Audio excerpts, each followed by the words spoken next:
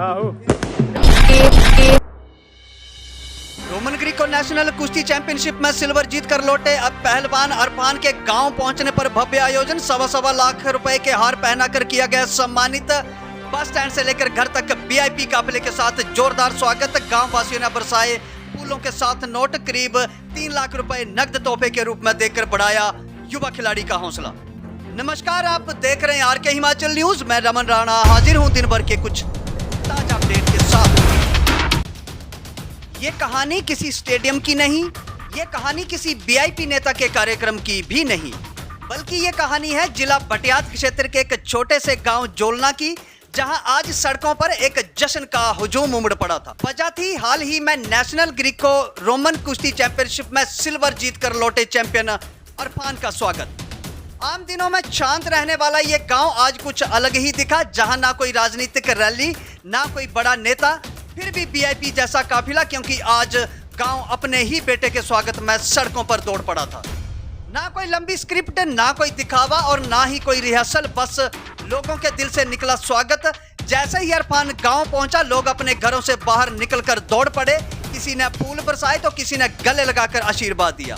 इसी दौरान भीड़ के बीच एक ऐसा दृश्य भी दिखाई दे रहा था जो सबका ध्यान खींच रहा था, क्योंकि मामा मुख्तार और चाचा मुश्ताक दोनों ने अरफान को सवा लाख के हार पहनाए। ये सिर्फ सम्मान नहीं था, ये उस रिश्ते की ताकत थी जो हर मुश्किल में अपने बेटे के साथ खड़ा था।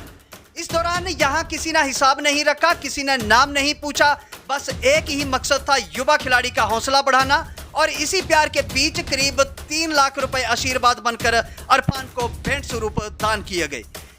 लोगों ने सरकार के मुंह पर भी इस दौरान तमाचा मारा, जो खेल गतिविधियों को बढ़ावा देकर नशे को खत्म करने की बात तो करती है, लेकिन युवा प्रतिभाओं के भविष्य को लेकर कोई भी गारंटी नहीं लेती।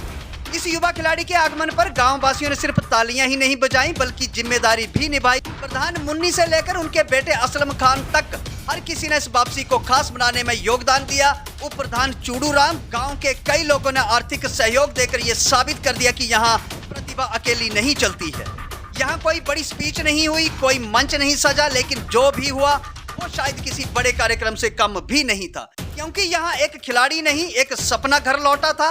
अब सीधी बात तो यह है कि अगर एक गांव अपने खिलाड़ी के लिए इतना कुछ कर सकता है, तो क्या सिस्टम, क्या सरकार कुछ नहीं कर सकती? जरूरत है सही ट्रेनिंग, सही प्लेटफॉर्म और सही दिशा की, ताकि अरफान जैसे युवा सिर्फ गांव की शान नहीं, बल्कि एक दिन देश भारत की पहचान बन सके।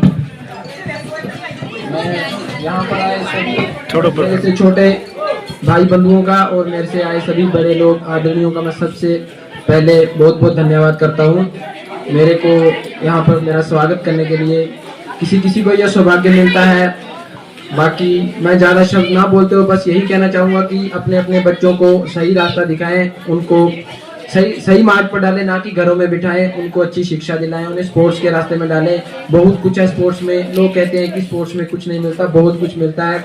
एक बार ट्राई करके देखें, एक बार स्पोर्ट्स में डालें। हम लोग इसी वजह से पीछे रह जाते हैं कि हम सोचते हैं कि स्पोर्ट्स में पता नहीं क्या हो जाएगा, क्या टूट जाएगा। बहुत सारे बड़े बड़े स्पोर्ट्समैन हैं जिनके 3-3, 4-4 ऑपरेशन हो रखे हैं। तो मैं सबसे यही कहना चाहूँगा कि अपने अपने बच्चों को मेहनत पर लगाएं, स्पोर्ट्स में डालें, साथ साथ में शिक्षा भी दिलाएं। और मैं ये मानता हूँ कि मैं आज यहाँ पर खड़ा हूँ या किसी भी मुकाम तक पहुँचा हूँ, तो इसमें सबसे बड़ा रोल मेरे माँ बाप का है। इसके अलावा बहुत सारे लोग हैं, मेरे मामा हैं, मेरे चाचा जो मेरे गाँव वासी हैं, सारे बहुत ज़्यादा अप्रिशिएट करते हैं। और आज इन्होंने बहुत ज़्यादा बढ़िया ये प्रोग्राम रखा हुआ है, वेलकम सेरेमनी जो रखी हुई है, मुझे बहुत खुशी हुई देखकर कि इतने सारे लोग इकट्ठे हुए हैं। और बाकी मैं ज़्यादा ना बोलते हुए एक बार फिर से सभी का तहे दिल से धन्यवाद करना चाहता हूं। शुक्रिया। इरफान एक बहुत ही होनहार खिलाड़ी है। शुरू से ही इसको इस गेम में इंटरेस्ट है, जिससे भी इसको कोचिंग मिलती थी उससे लेता था। कुछ सीखने के लिए किसी से भी सीख सकता था, और आज इसकी मेहनत ढंग लाई है। और धन्यवाद इसके माता पिता के, जिन्होंने इतनी गरीबी होने के कारण भी इसको अच्छे स्कूल में पढ़ाया, कॉलेज में पढ़ाया और अच्छी कोचिंग दिलाई, और आज ये इस मुकाम पर पहुंचा है। इरफान, जो मैं आपको बता दूं, ये ट्राइबल गेम के खेलो इंडिया नेशनल के सफर यहाँ से शुरू हुआ। पहले स्टेट चैंपियनशिप ऊना में हुई, जहाँ पे इसका पहला स्थान रहा। उसके बाद सेकंड फेज के जो उनके मैच थे वो दिल्ली में हुए, वहां पे भी इसका पहला स्थान था। और उसके बाद नेशनल छत्तीसगढ़ में हुआ, वहां पे इसकी बाजू में चोट लगी थी, उसका इसको कुछ दिक्कत आई और फाइनल की अपनी बोर्ड हार गया। तब भी इसको बहुत अच्छी फाइट की थी इसने हमने देखी थी, बराबर का स्कोर था, पर लास्ट के क्षणों में दूसरे इसके प्रतिद्वंदी को उसको विजयी घोषित किया।